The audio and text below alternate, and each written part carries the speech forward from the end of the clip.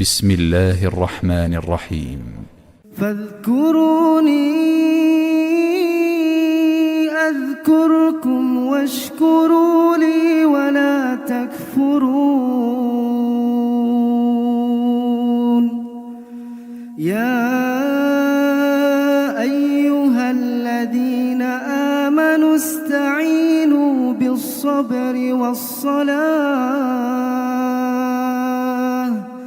إن الله مع الصابرين.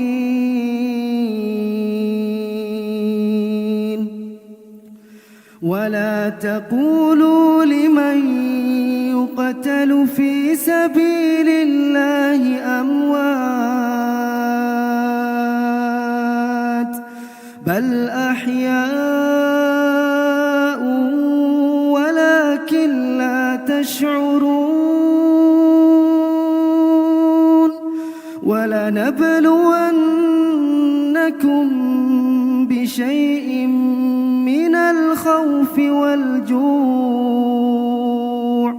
ونقص من الأموال والأنفس والثمرات وبشر الصابرين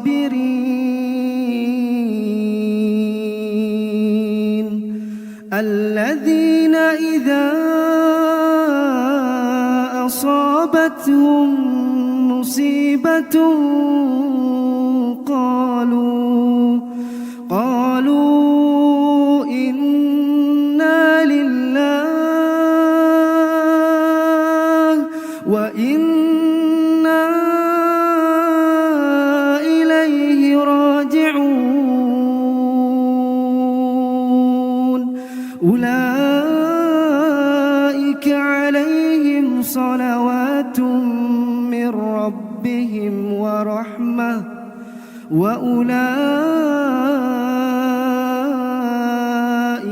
هم المهتدون.